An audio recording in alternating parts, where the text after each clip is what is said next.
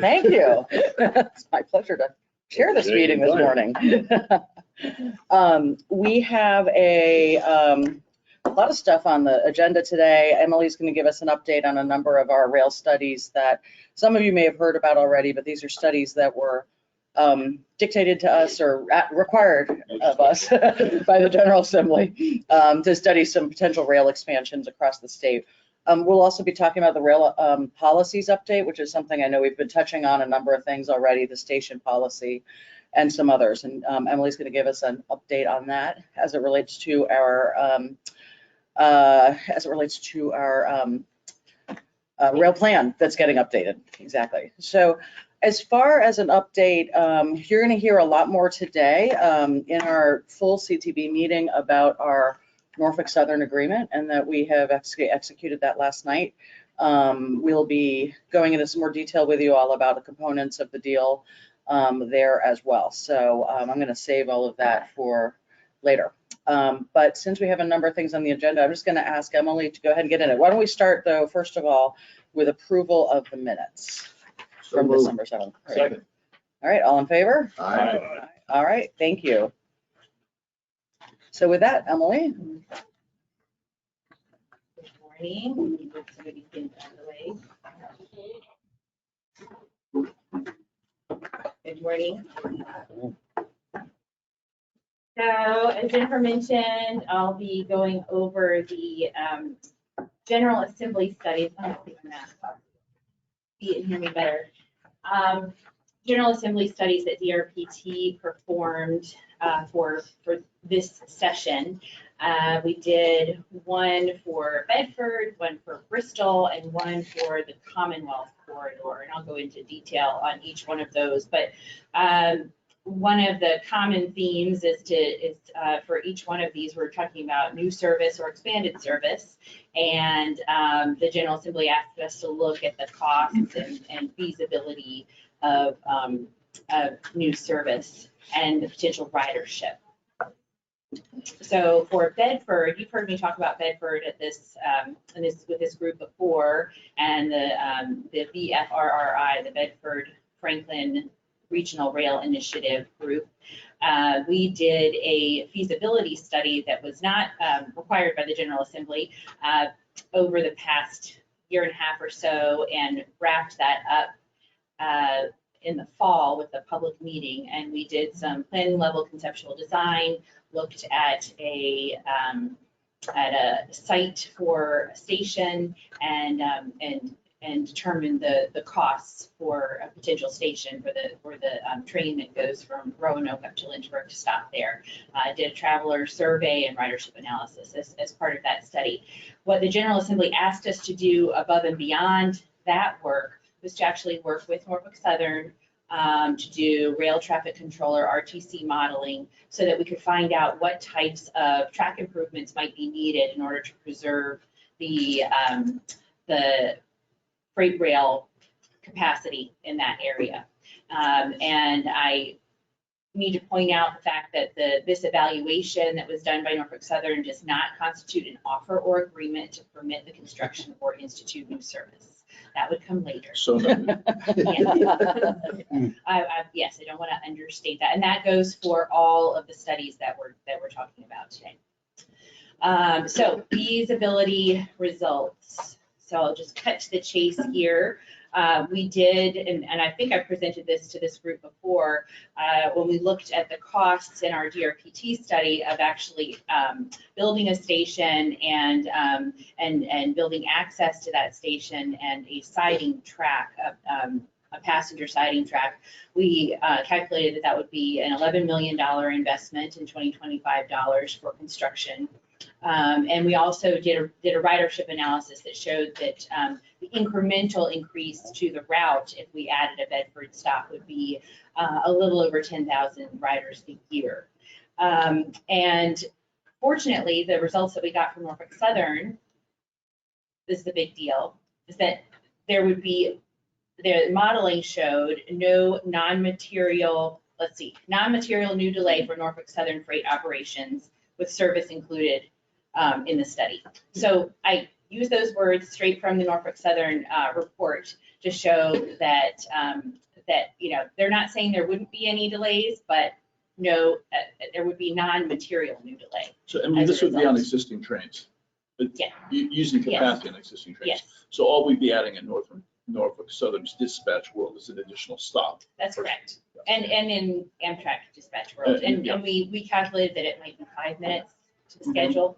for And it would be Amtrak. on a dedicated siding. Correct. Yeah. And it's also a double track section of railroad. And that's something that we're looking at for all of our new station studies. We're kind of assuming that there would be a passenger siding when we look at new stations these days. Looks like a pretty good value.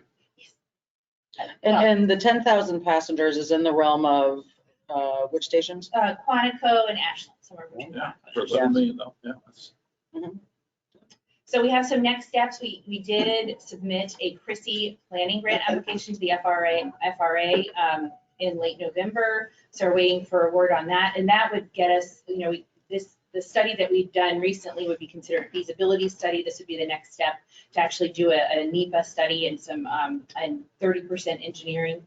Yes, sir? I'm sorry, Chrissy? It's a federal grant Yes. program. So, Oh, yeah, Yes. it's a consolidated rail infrastructure,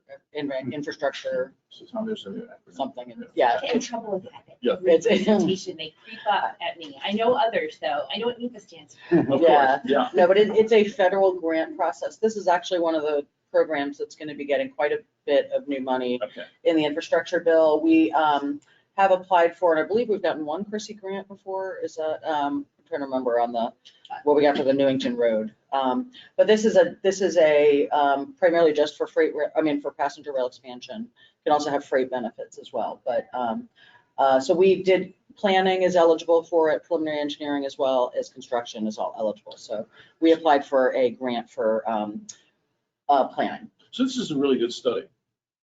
But and of course, we couldn't predict the outcomes, but I'm surprised at that level of incremental traffic coming from Bedford. That's always been one of the questions. Are we going to be pulling it from other stations? And when we look at adding additional revenue to our existing trains, it's always a benefit. So we've lowered the cost of that overall train operation by 10,000 new paying riders. I think that's great. And we didn't do exhaustive research on the revenue. So we would need to work with Amtrak on that. The one thing I do want to point out about the traffic forecast is we did work very closely with the Bedford Rail Advocacy Group there.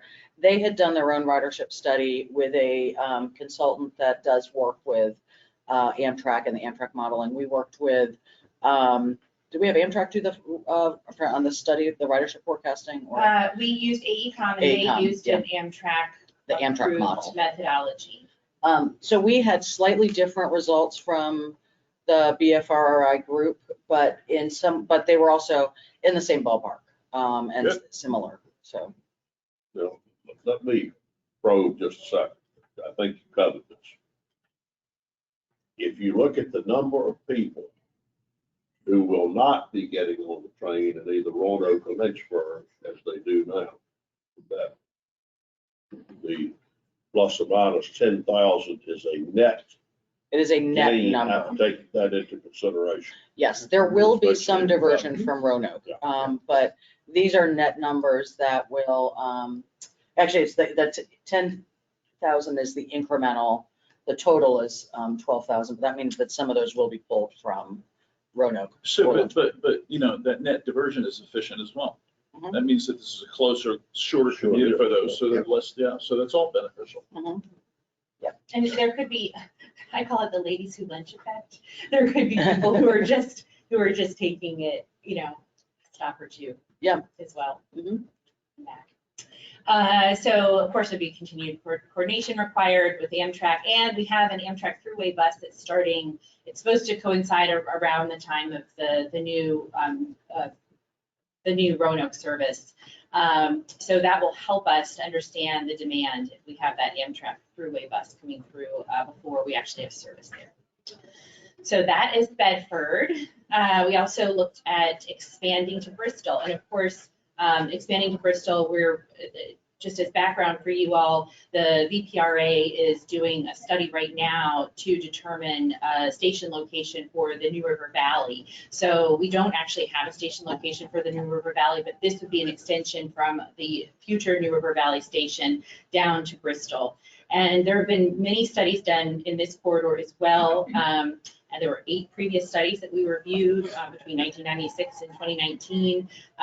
But we did look at ridership, both using the standard Amtrak model and also looking at Virginia conditions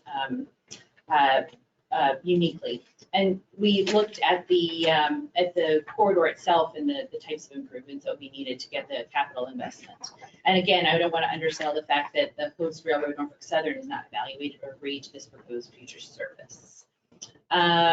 So we did find, here, I'm going to flip back to this slide really quick. If you look at the bottom right-hand corner, you'll see in the New River Valley, there are a few different corridors that are being considered for the station location.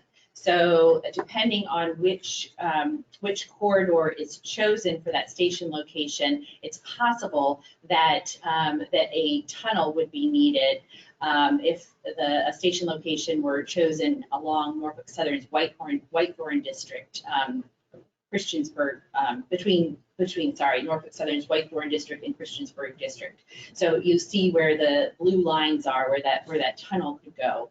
It may be necessary, depending on the location of the New River Valley station. And so I can go back and show you this again. If one of those southern two railroads is used or corridors is used, then we wouldn't have to have a tunnel. And that makes a big difference because the cost difference is about $1 billion. So if a tunnel versus no tunnel. For some reason, it's not going forward. I think I messed around with it too much. Is the line shown primarily single track or double track? So it is single, thank you. So and there would be some sidings that would be required as a result, and I can give you more detail. It's in the report. Is it going forward? Yeah. So those capital costs would be $500 million if we went with the Blacksburg branch route, and $1.5 billion if the Whitethorn district route were used. And then operations and maintenance costs, we're looking at around $5 million to $5.6 million per year, and service revenue could offset some of those O&M costs by about $500,000. And then ridership, we're looking at, there's kind of a wide swath here because we use some different methodologies, both Amtrak, incremental, or Virginia statewide transportation model. So we're looking at 9,700 to 15,500 per year for ridership for Bristol. Yeah, well, let's pause just a second here. The Blacksburg branch route. Yes. I assume what that means is that the connection from the track that we're buying, Norfolk Southern, up by the mall, so to speak, would serve as the way to get Bristol trains over to the other Norfolk Southern. To the Norfolk Southern main line. They refuse to let the New River train come on. Yes. So the question is, why do we believe that they would not prevent the New River service off that line, that they're going to prevent this service off that line? Well, and as you can see, this is, as Ray's pointed out, the route on the bottom, the Christiansburg district route, would be closer to the station location that would be near the Christiansburg Mall. And actually, DJ's going to talk a little bit more about the feasibility study later today.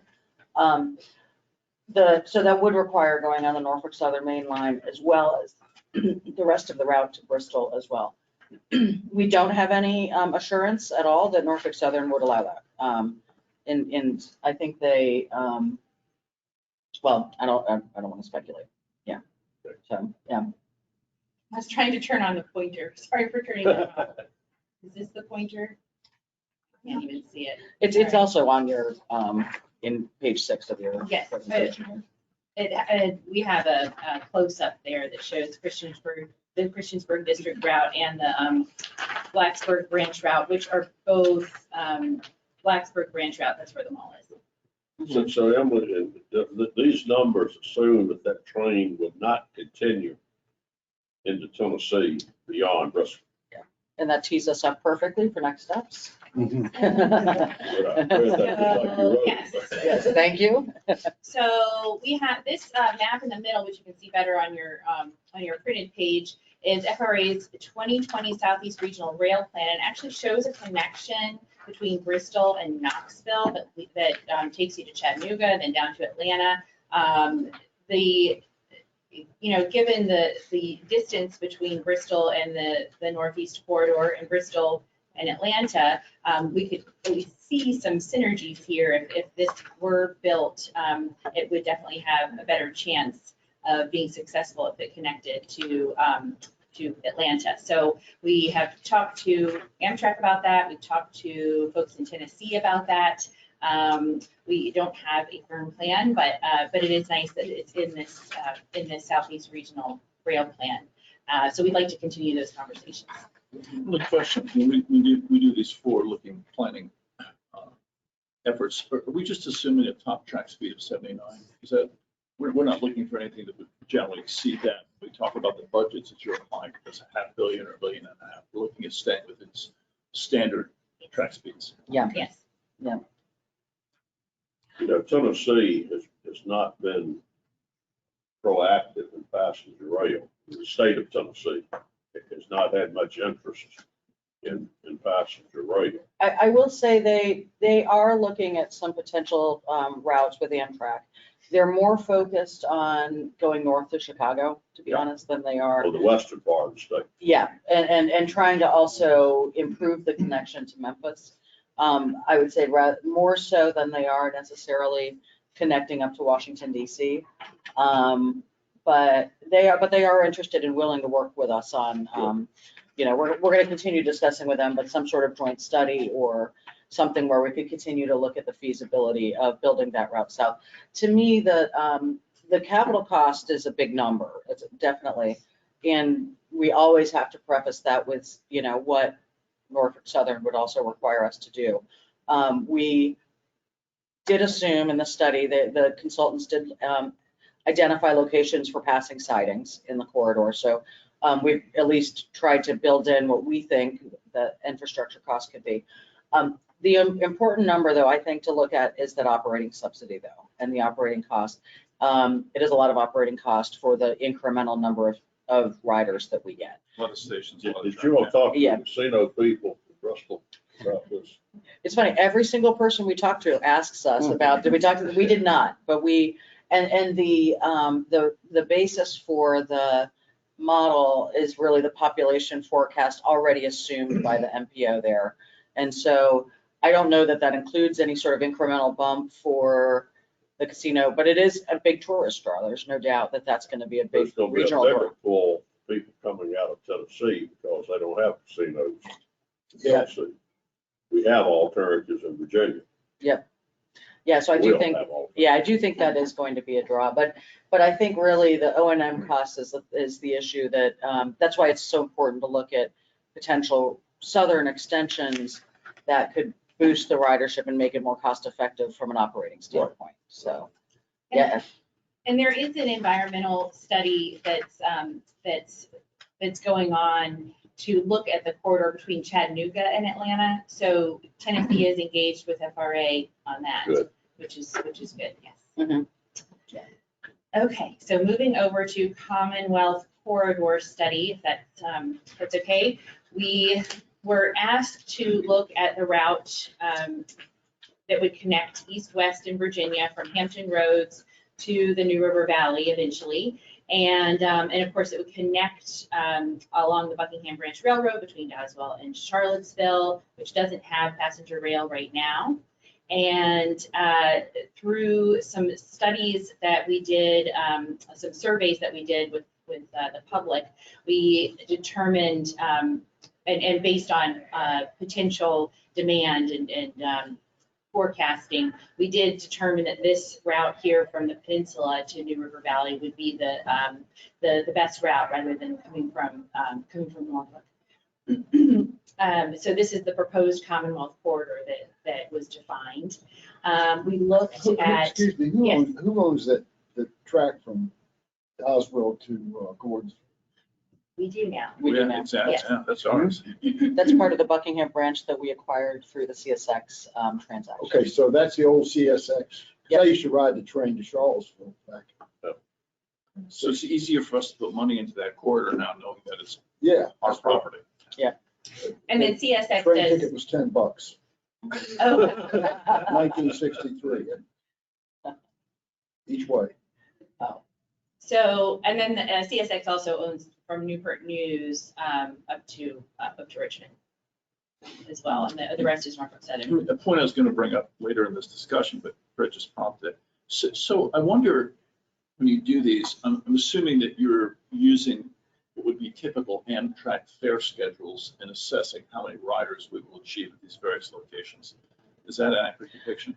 You know, it's the model that they use and that they have approved for use by others, I think. I'm not sure exactly what pricing they've embedded in their underlying assumptions in there that sort of dictate the trip productions and attractions, but yeah. I think it would be helpful going forward as we conduct these studies to understand where the elasticity in this pricing model is. And I talked to many people who use the Northeast Corridor, and the reaction I get right now is, oh my God, I can fly far less expensively than I can riding Amtrak up the Northeast Corridor. But I think on a route like the Bedford route we looked at, I know it would incorporate more riders if we were to do fare reductions. It'd be nice to see what reducing fares by 25% or 30% or 50% would mean from a ridership perspective. Do we actually gain benefit in a significant increase in riders if we reduce it? You know, I've become more and more a proponent of this zero fare transit. I think to the extent that we look at these models, if we can look at some sensitivity analysis around the cost of the fare, it'd be helpful. If that was 20,000 riders, if we reduce the cost by 25 or 30%, you know, we've got a different base for that. So, And I'm kind of looking at DJ Yeah, because DJ, yeah, did you want to comment on that? No, you're exactly right. And what Amtrak likes to do and strives to do in their revenue management is they find that sweet spot where they get as many riders as they can and the most revenues they can. Now, what I can't speak to, just because I haven't been part of it for a couple of years, is when AECOM does the model, they do that elasticity. So that'd be really, useful to That know. would be, because obviously if you had zero fare, your riders would go way up, but your net cost. And so what, Yeah.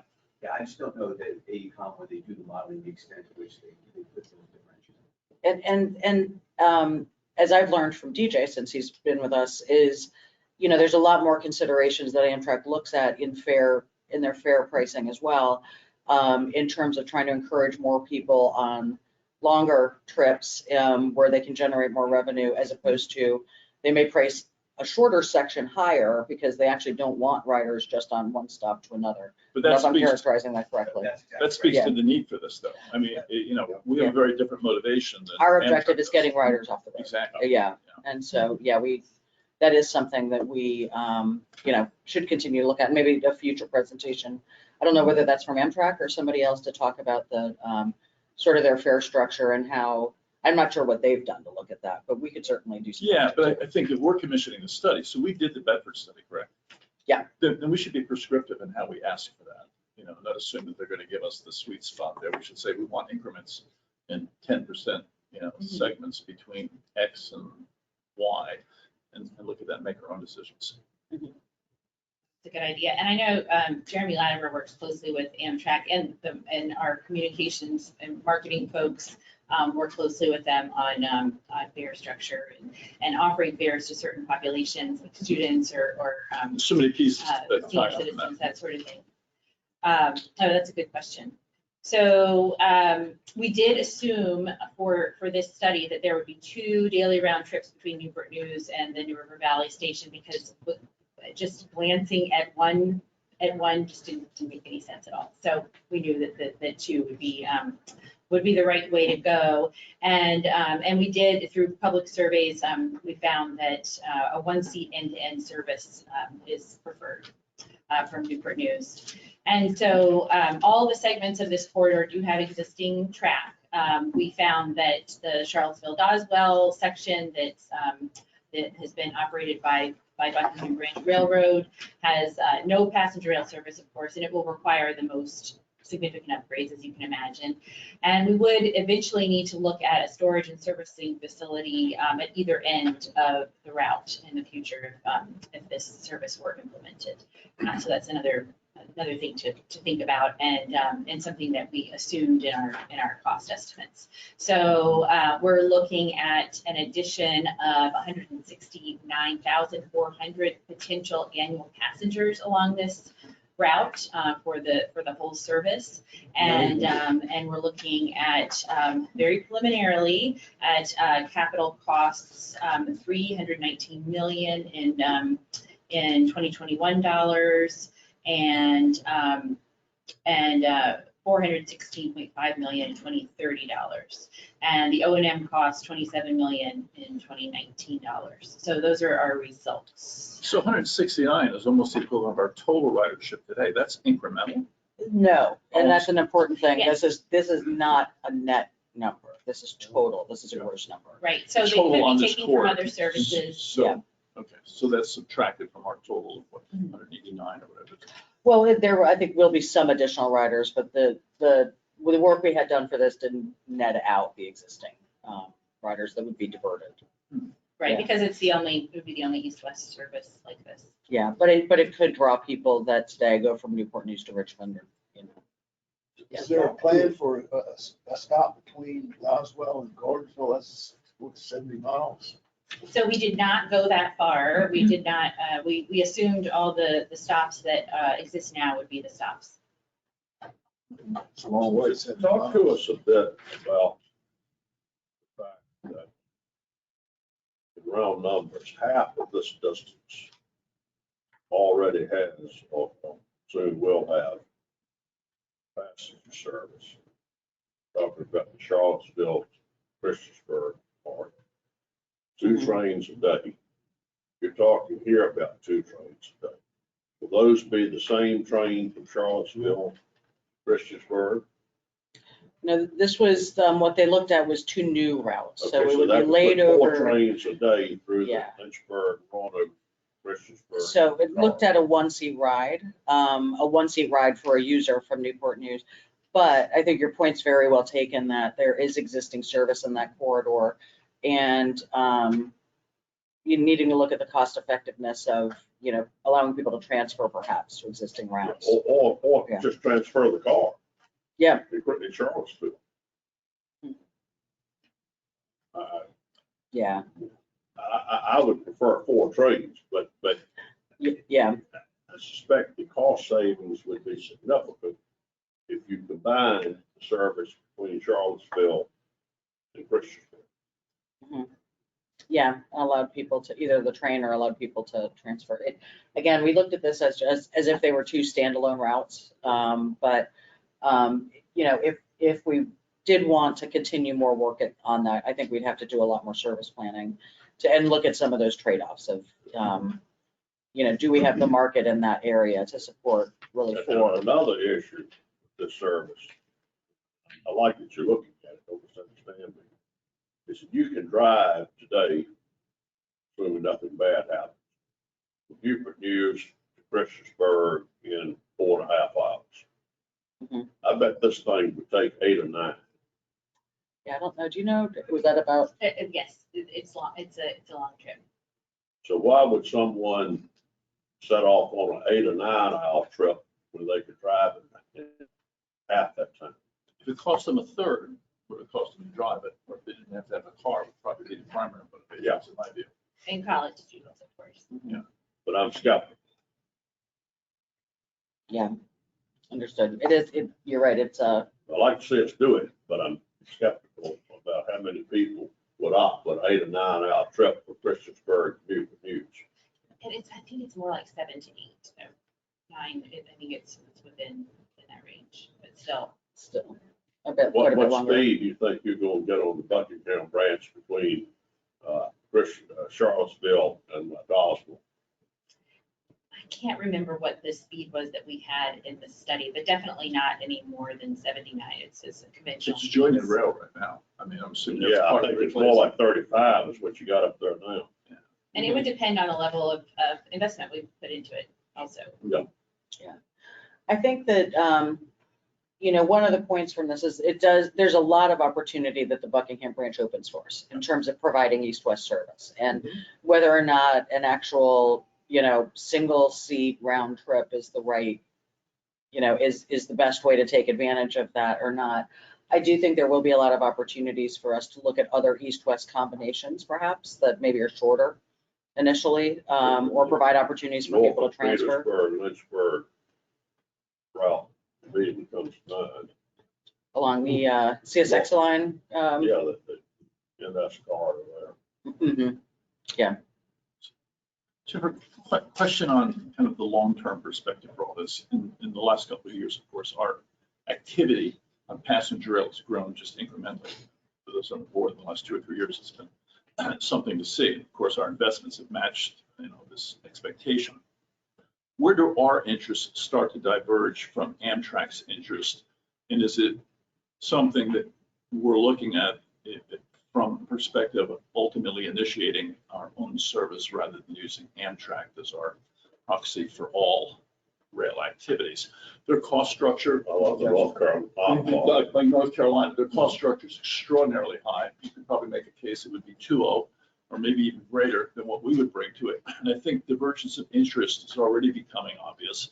They're looking for long haul passenger fares. Some of the benefit of these routes that we might add might be some relatively short trips that we could do with relatively short contests of passenger cars. That'll never work in the Amtrak model.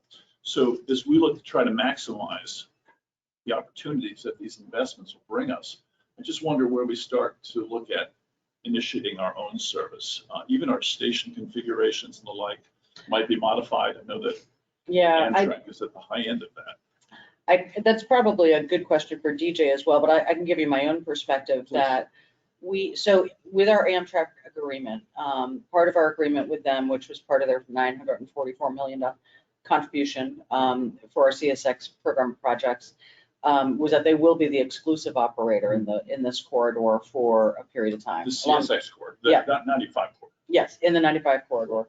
But we still have the ability to potentially bring in other operators for other corridors. And I think you're right. I think something like this east-west corridor may be something where there's a number of private companies that do provide that kind of, operations in addition to Amtrak. So I don't know if we'd see a bright line come into Virginia to operate service between Doswell and Charlottesville, but I do think that there's operators out there that you can contract with, Keolis and others, that we could potentially look at if we wanted to operate service without utilizing Amtrak. So I don't know, DJ, if you've got any. Strongly agree with that. Yeah. There are many operators nationwide that would love to come in and take a corridor like that over. And they would run the train, they would do the maintenance, and we put an RFP out that there would be no corridors proposed. Interesting. Yeah. And perhaps certainly lower cost structures, more amenitized, better service commitments, less labor issues. I mean, we could go through a litany of things that Cleanliness. more flexible in their route configurations. That's what Brightline Sun is all Yeah. about, is that they are treating customers at a level that they just don't expect. They continually see the expectations that and that's definitely an option for us. I'd suggest that as we do these studies, not only should we consider the route or the fare variability, but we should consider the alternative of what a private operator might do in the corridor. If we look at Bristol, if we're not going through, I'm not sure it would make sense to have Amtrak be the for fee operator of that. And we could change those numbers fairly dramatically, perhaps, if we had a private operator that would run that at a much, much lower cost with more flexibility and perhaps more of a corporate culture of on-time performance. Not that Amtrak doesn't have that, but so I think there's opportunity there to expand beyond the bounds of these current studies to look at more creative ways of doing this. And having private operation, I think it's in our future. I have long advocated for our field trip to Florida to go see Brightline. And I'm right. I know you got the And opportunity. I'm right in the winter time. Exactly, I know. Why didn't you plan that yet? In that quarter, with the congestion on the highway there, it's an easy decision. Oh, You're yeah. looking at being on, 3 hours of traffic to go 50 miles or jumping on the Brightline. But it is really impressive to see the level of service, the customer service, the quality of the train sets. It is nothing like some of the service that we see in Virginia. And so, Exactly. yeah, I do think that there's a lot of opportunities. I'm excited about the that's one thing that I think purchasing track gives us the ability to do in the future is to be able to bring in other operators. I think the last point is we'd also benefit from kind of the construct of how people are traveling. So saying that you're taking a train on the Brightline is something that X% of the population would do down there. Saying that you're taking an Amtrak route on the same, it's probably 0.5X or 0.4. So there's this whole concept of, what Amtrak means to the traveling public from a standpoint of on-time performance. And, some of it earned, some of it not, but from the standpoint of the, attitudes and the approach of the staff on these trains, Brightline's turn that around. And I think Yeah. you then bring in a bigger demographic that's going to take that train. One of the things Brightline has just done, which I think is so cool, is they recently launched a service where they are linked up with, I think, Uber and Lyft, where you can purchase an end-to-end ticket from your two destinations. Not from a station to station, but from your home address to your destination address. And there will be a car waiting for you. When you get to your station, your endpoint, there will be a car waiting for you to take you to your end destination. And likewise, at home too. It's a really, really, this is just within their, I'm not sure if it's their entire Florida service yet or just parts of it, but really, really cool. And that kind of thinking about customer service and planning to be more of a mobility company rather than just a railroad is really innovative. If I may, Yeah. One thing Brightline does very well that Amtrak admittedly, and they admit this doesn't do well. Brightline is great at marketing. If you Yes. talk to anybody who Orlando staff and say, you go to Brightline, 90+% say, oh, I know Brightline. On the other side of that, and this study's a little outdated, Amtrak did a study, and the number of people within 5 miles of a train station that have no idea the station is there is phenomenal. It's night and day. And look, Amtrak struggled with this for a long time, with that marketing, getting that word out, getting Oh. customers to talk about it. But that's a big thing that we very. Yeah. So Brightline is for those of you who knew, a privately operated rail service. It's actually owned by a freight railroad that owns the infrastructure. It's Florida East Coast. Florida East Coast. Yeah.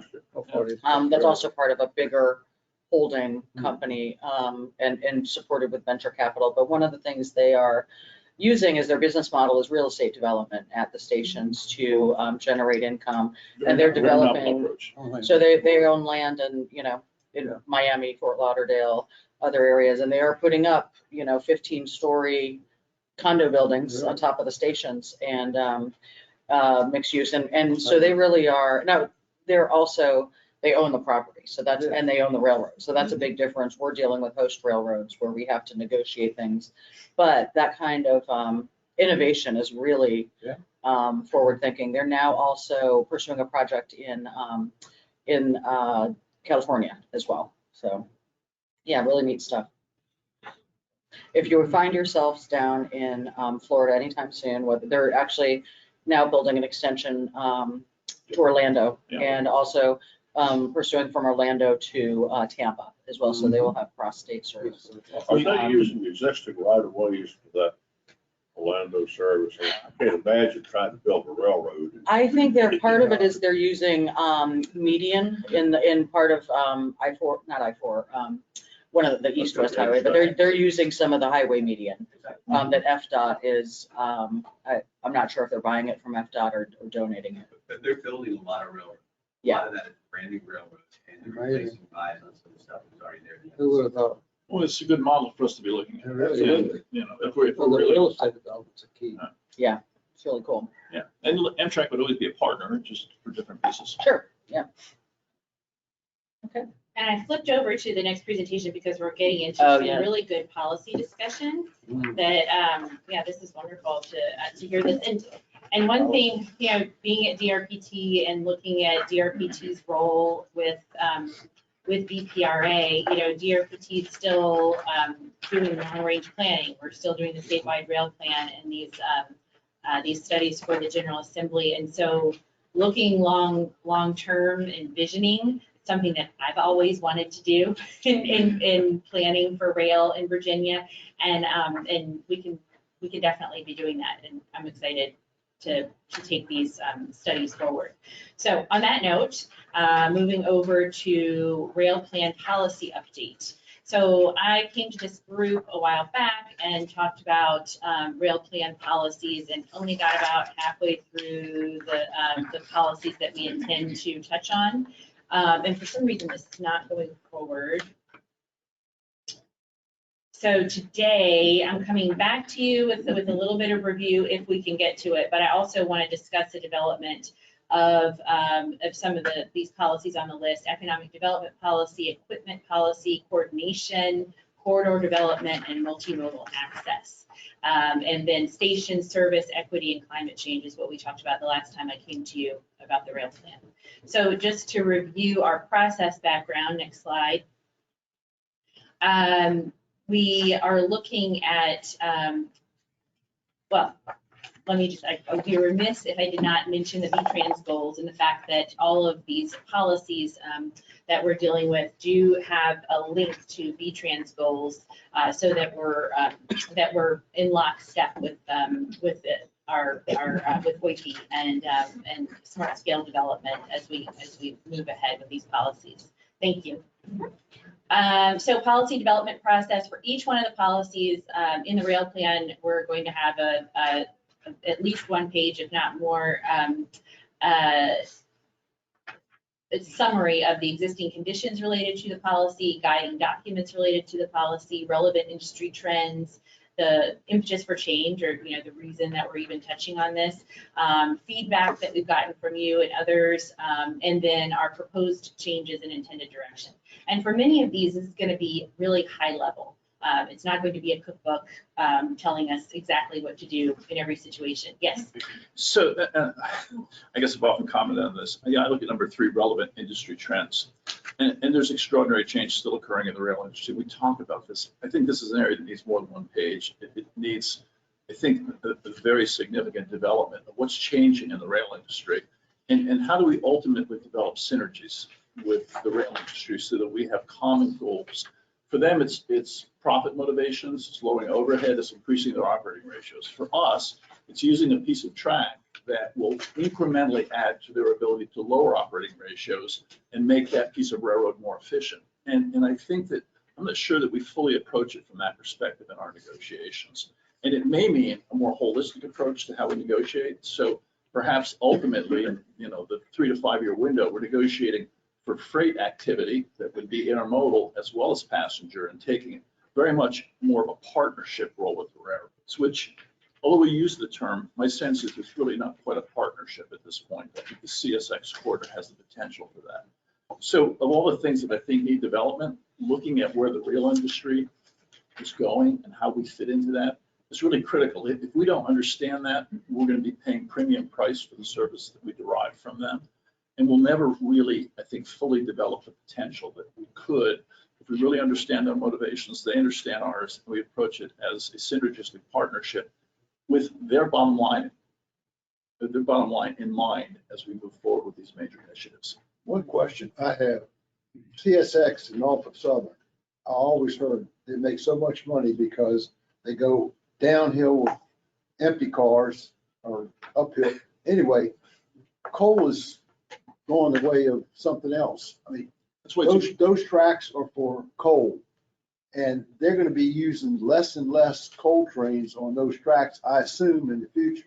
So that ought to give us some. It's a great time to be having these conversations Exactly. about partnership, synergy, and maybe something as extreme as a P3, where we look at a kind of holistically look at a freight passenger combination deal with these railroads rather than just the piecemeal passenger deals that we're currently talking about.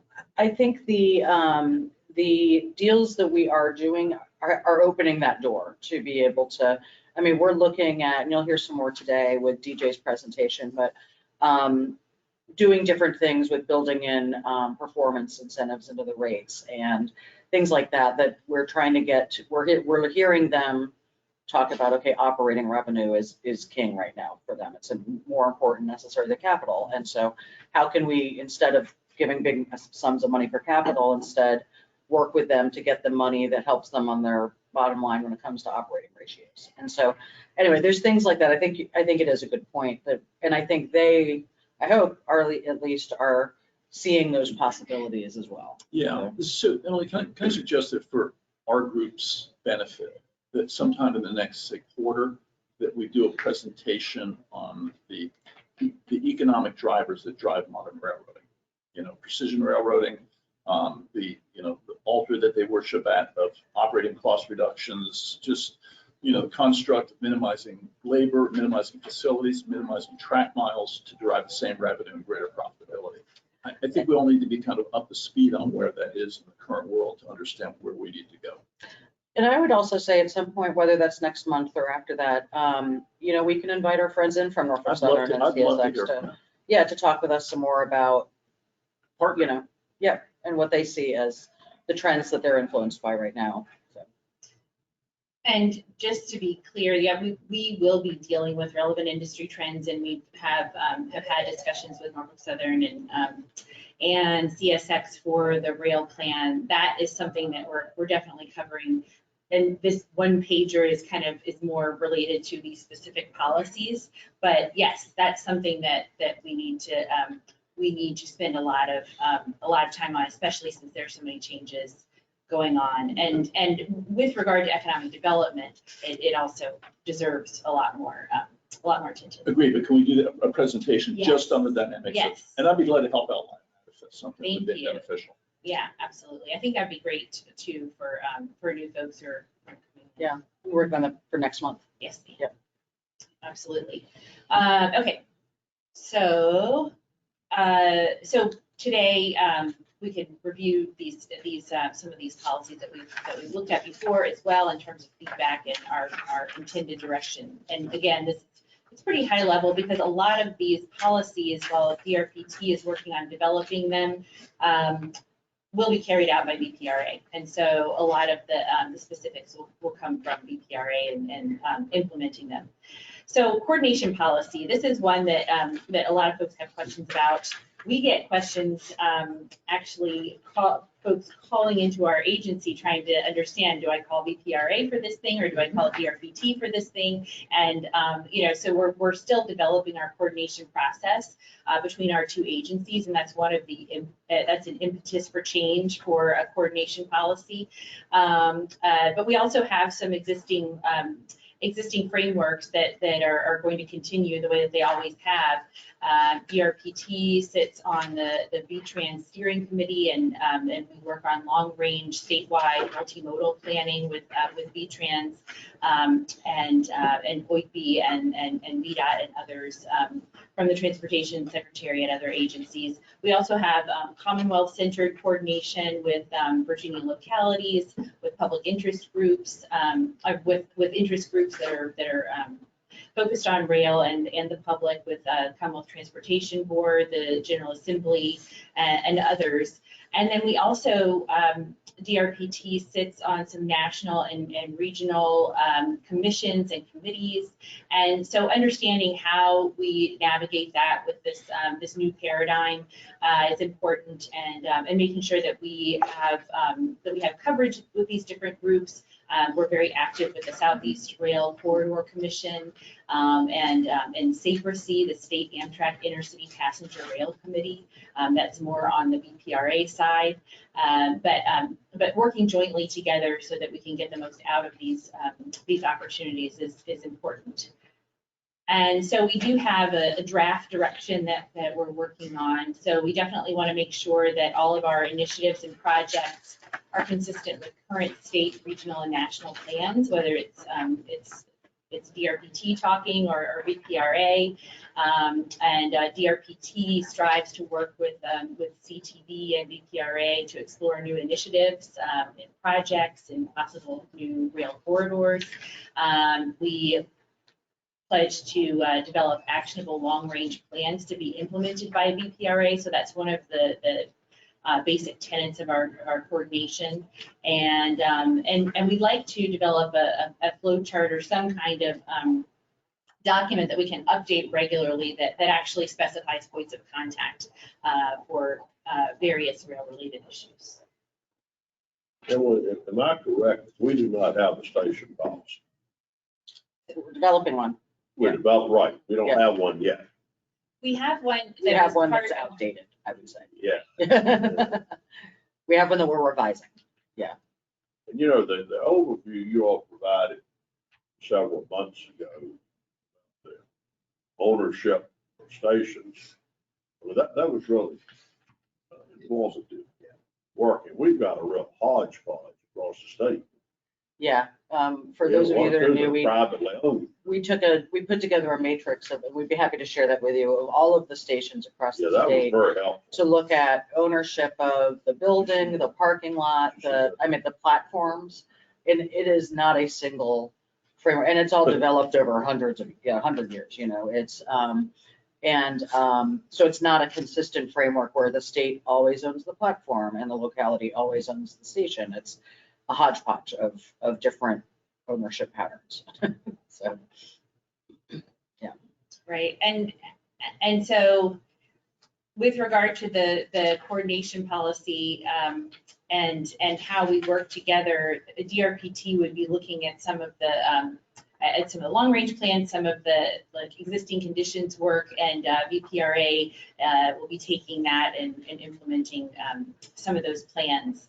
So as I go through this with the coordination policy, this is our draft direction. It's pretty high level, and this is the type of thing that we're working on for each one of these policies. So I would be it would be great to hear comments from you all on where we're going with this, if it needs to be more detailed, or if this direction sounds right. I just, a question on balance. I know that we're multimodally oriented and we consider the freight aspects as well. But as I look at, you know, our near-term future, say the next 10 years and transportation for 20 years, today, truck traffic in the country on the whole, according to FHWA, is increasing at 2 to 2.5% per year. Car traffic is increasing at a rate of just under 1%, just over 1%. So when we look at what happened on 95 in recent weeks, and we consider what was the factor that created the challenges that we face there, it's just the extraordinary truck traffic that we have on our interstate highway systems now. My question is, can we actually handle a 25% increase in 10 years? Truck traffic is currently growing at 2.5%. And the answer, I think, for all of us is probably no. So the passenger rail is extraordinarily important, but I really feel and have felt for some time we're not putting enough emphasis on what I consider to be the real existential threat to our transportation system from a breakdown perspective, and that is the reduction or the alternative options for truck traffic. If we end up with 20% more trucks on the road in 10 years, I don't know what we do to handle that. We've stretched every facility pretty much to its limit. So I think as we move forward with this, we've got a direction, we're making progress on the passenger side. I think there needs to be just a hyper focus and a concerted effort. This gets back to the partnerships with railroads and what we do to start to significantly decrease the number of trucks on our road through the aggregation of tractor trailers and ultimately putting them on train service to strategic point to point. So that's the big job. And that's where I think the opportunities for P3s and partnerships between these rail companies, they're going to need, as we've said this morning, coal traffic's going away. That's been the majority for Eastern railroads of their traffic revenue. This is a great time to be having these discussions. What are we going to do to facilitate that aggregation of tractor trailers in a way that we can put them on trains and keep them off our roads? But isn't it cheaper to put the damn There's so many container on the pieces to it, trains? I don't understand why the market doesn't tell people, get the damn trucks off the road, put them on a train, You could put 20 on, I mean, it makes no sense. A lot of reasons for Economic that, sense. but we should be looking at it. And the capacity, generally speaking, is there. You're sure it is. Yeah. And I think this is where we will also need a lot of coordination with other states, because Of as you course. know, a lot of these decisions are not made in Virginia. They're for trips that are going from Pennsylvania to New Orleans or from, Exactly. Florida to New York. You've got to have long So, haul to make these worthwhile. yeah, exactly. So just an underlying comment, I'd like to see, let's really increase our focus on that issue in particular. I think we're off to a great start on much of this passenger work with some of the additions we talked about today, but I think our real work looking ahead is going to be in the freight aspect of this as well. And that'll definitely be a focus of DRPT, since our freight programs are still housed within DRPT. I've looked over to economic development policy because I wanted to highlight that fits with what you're talking about. And understanding those freight trends, seeing where government can have an impact, like you folks were mentioning, it makes financial sense, but the market's not taking care of it. So where are there opportunities for us to guide things? And we've been very opportunistic with regard to freight issues. And I think that we have a great impact. We've had great impact with our rail industrial access, rail preservation, rail enhancement fund. But I think that working closely with industries, working closely with the port, listening to what the port folks have to say at the Governor's Transportation Conference, you all may have heard the director of the port saying that having intermodal facilities along 95, if he could get money from the federal government to do something to help, but that's what he would do. These are intermodal facilities to take goods off the truck and put them onto rail. So we need to explore those opportunities, and so that's something that I want to put in the rail plan, and that's something that I'd like to put into policy. I don't think we should be afraid of mode shift, the term mode shift either. As we've noted, it helps, mode shift to rail helps the wear and tear on our highways. It helps with greenhouse gas emissions. It's more efficient. So that's something that I'd like to see front and center more in our policies as well. And I was just as a final note on this. So I think the capital structures of modern railroads, and this is something we're going to hear in the presentation you're going to give us, is sufficiently constrained that there's no way they can do this on their own. And I think also that railroads would consider the Commonwealth of Virginia in most cases an adversarial entity rather than a collaborative partner. And that's just, the nature of the beast. We've had our challenges with them, even though we're now conducting transactionally purchase of railway right away. It's still not what I would call a collaborative relationship from the standpoint of big picture going forward.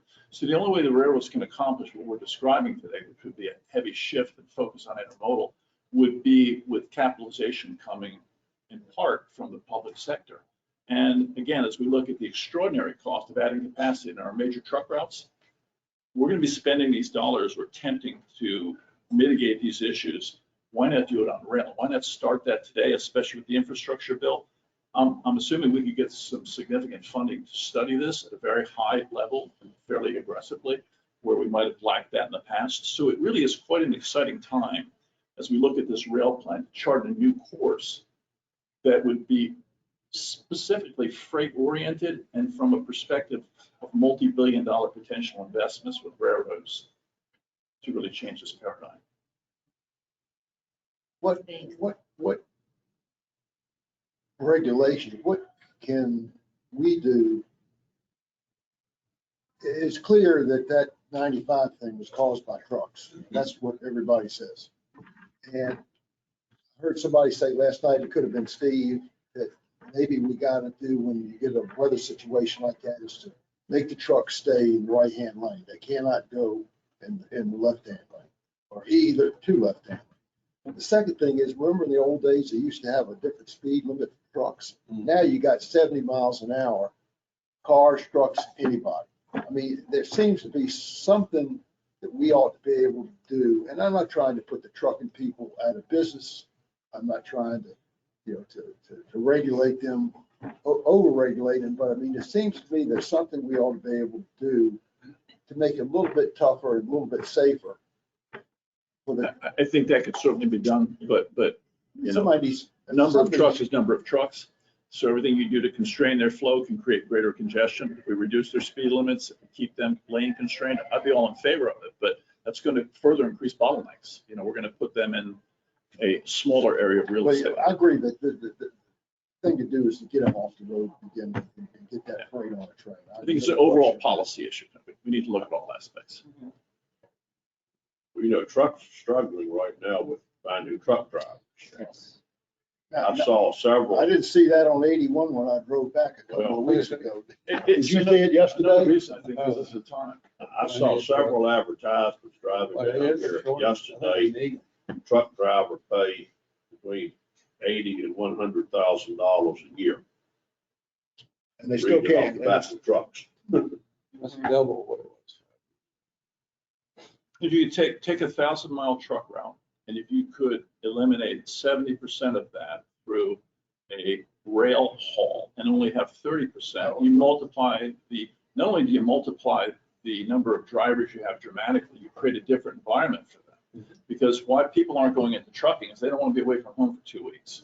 If you've got 2-day trips or local trips or 1-day trips where you're doing the last 30%, you change that whole dynamic. There's nothing but benefits from this discussion, and I'd love to see us push it far more aggressively. And you may be aware that Secretary Valentine established a freight advisory council that Kathy McGee is also helping to That's great. run. And there's representatives from the railroads as well as some of the trucking companies and shippers as well. So that is another group that I think would be good to coordinate with. Right now, they're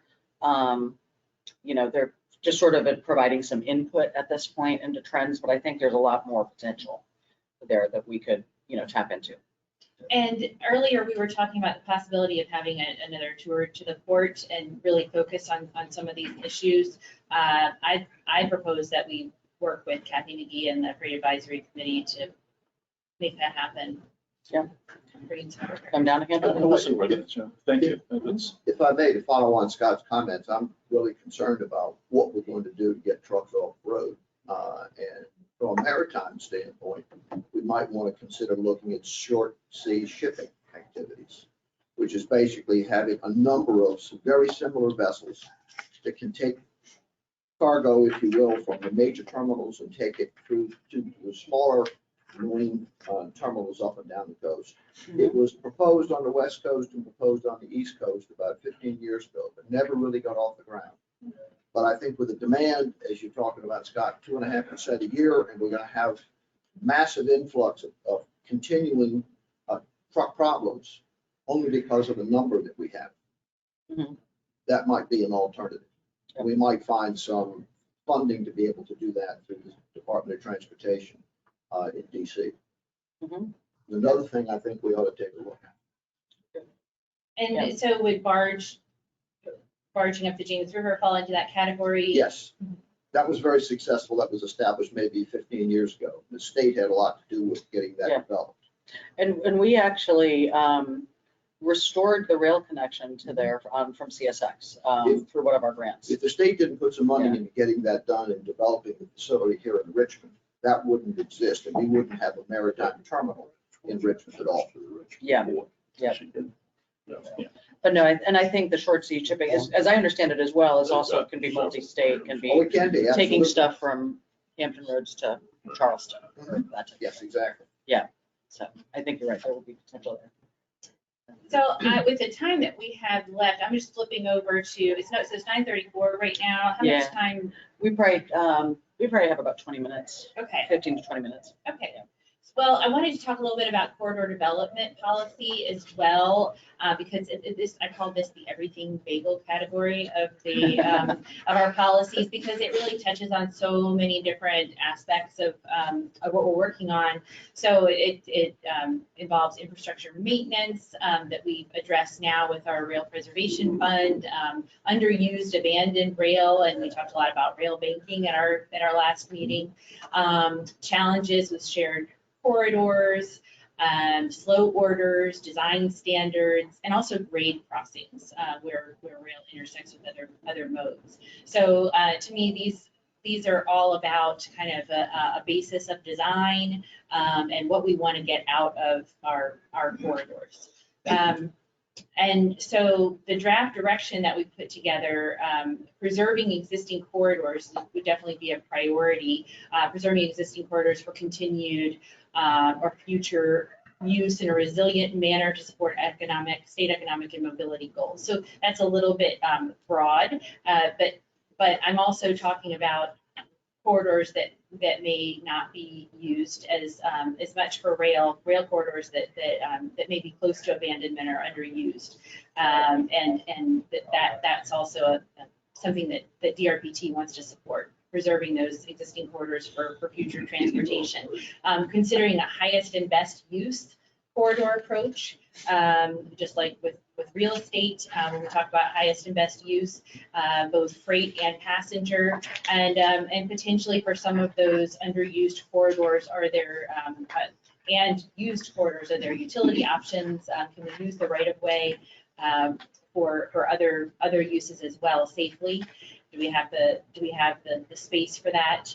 We also would want to collaborate with host railroads to identify solutions and address critical infrastructure maintenance issues and needs. Even if those maintenance issues and needs, if they don't feel like they're necessary for their business, it may be that there's some reason for the state to be investing for economic development purposes. We also, I think one of the policies should be to support and advocate for grade separations as opportunities for collaboration and funding arise with localities and with FRA. Because from our vantage point as DRPT, even though we are not the safety agency, we definitely see a lot. We know where those hot spots are, and we definitely want to support and advocate for grade separations where we can. There's going to be quite a bit of money in the federal infrastructure bill for addressing grade separations and safety issues. So as well. Buckingham Branch is a prime candidate for this whole Mhm. grade crossings. There's a lot in the Richmond area as well. So What is, great, I don't know what grade so. when you have a roadway that intersects with a rail line, that yeah, so where you may have a crossing that's just at grade, where somebody has to cross the tracks, and there's may or may not be good infrastructure, safety infrastructure there, so that whether it's either grade separating it or and building an overpass or underpass, or just upgrading the safety features there. So, but yeah, there's a lot of need for that. And something that I've personally observed is the number of people, and the number is not high, but it's concerning at night to get to, and I suspect the driving impaired, to get to a railroad and turn off the highway and go up the railroad. This has happened in Ashland several times in the last several weeks. And I've seen, you watch the rail cam down there. Mhm. And it is a real issue. It is. And of course, when that happens, to forget the obvious safety concern for a minute, it stops rail traffic for 2 to 3 hours, Mhm. passenger traffic. Yeah. So I don't know what we could do about that, but I suspect talking to the railroads about it, you would find some interest. Yeah, setting Ashland aside, because I think Ashland has its own unique set of circumstances with the amount of pedestrian traffic across the tracks. There are other places in Virginia. Suffolk is a good example, where the town gets almost paralyzed by with the amount of rail traffic going through there and blocking intersections. And there's also been a number of safety issues. Boy, that somewhere, it's a real issue. Trains cross the crossing, and there's the ambulance that go there with the lights on, going nowhere, 5-10 minutes. Mhm. Yeah. So yeah, I think there will be a lot of opportunities here with the federal bill also to Good. try to look at places in Virginia where we can improve the corridors through grade separation. And DRPT is on the planning team for the Virginia Highway Rail Grade Crossing Action Plan. This is something that's required by FRA and it's being updated now. But our role is limited, just because of how the funding is allocated, and VDOT does manage the Section 130 program, which funds safety at grade crossings.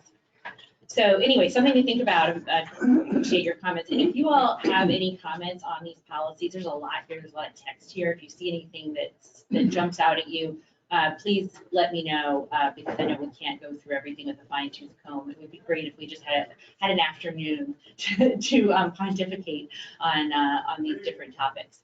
And we'll definitely be having another outreach opportunity with the rail plan, probably electronically going forward. But it's good to get your input on this. And real quick, we did talk about the rail banking issue last time. And one of the questions that was raised was about the potential for preserving rail corridors, not necessarily with a notice of interim trail use, but through some other mechanism. And there is a request that you can file. I've got the code reference that I can share, but we could file a request for public use in a railroad abandonment case that would leave the use flexible as to whether it would be a trails use or other future public use. So it's something that we can look into, and apparently there's a good case study in Wichita where the city of Wichita got both a public use and rails to trails on via an abandoned line. And but first they put in a new water main, and then years later put in rail as well and trail. So so there are potentials for that. And I would like for our corridor development policy, as we preserve existing corridors, look at the potential for rails to trails and design options for that. What type of right of way would be needed for both uses? In the case with trails to rails, the places it's gone both ways. Yes, that is true. So those are, let's see, economic development policy we touched on, equipment policy. This is really about the potential for electrification, and also for other new technologies and alternate technologies, like having push-pull equipment, and looking at these emerging corridors like the S-line for the potential for. That's a really good point on this idea of having different operators. We'll have routes that are optimized for push-pull. Amtrak doesn't. So, I mean, that in of itself can really reduce facility requirements. So that's a really good point. And I think we do have some opportunities for that with the new equipment that's coming on, fortunately. And I think you've probably heard presentations here before that Amtrak is purchasing new equipment for use in Virginia that includes a dual mode propulsion. So, but not push-pull. Sorry. And push-pull. And push-pull, really. It's really helping us because it means that we don't have to have those turnaround facilities at endpoints that we have had to rely on in the past. So VPRA is taking good advantage of that as we and it helps with our land use, our footprint, minimizing our footprint throughout the corridor. So all right. Can move on because we don't have a ton of time. Multimodal access policy. This really is something that is related to our station policy, making sure that at stations we design for multimodal access. DRPT Transit a few years ago did a multimodal system design guidelines document, and our rail division did have some input on that. As those multimodal system design guidelines are updated, we want to make sure that that we have some good guidelines out there for rail, and as we are working with communities to design stations, making sure that we prioritize station designs that have really good multimodal access. and working with communities for that design at the very start of a project, not just looking at the station as its own little bubble, but its traffic connections to other areas. So that's our draft direction for multimodal access policy. And then as you look through this, we do have some follow-ups on station policy, service policy, equity, and climate change as well. And so one thing I did add with the last couple minutes that we have, I did add to the climate change policy that we didn't talk about before, that last bullet, plan for emergency communications and reserve supplies during extreme climate events. That's something that, you know, that I know that the Amtrak is already working on, and so I thought it would be worth it to put it into our rail plan policies as well, given recent events. Yeah. We had a good discussion about this at the VPRA board meeting yesterday too. DJ gave a presentation. He'll be doing the same in a little bit, but to talk about some of what happened with the Amtrak during the last winter emergency. Let me know if you have any comments on this. We'll be Great coming back to you. presentation. Oh, thank you. Thank you very much. Thank you. Thank you. Yeah, you know, something that, being here where we're all, I understand the high level platform concern on freight railroads.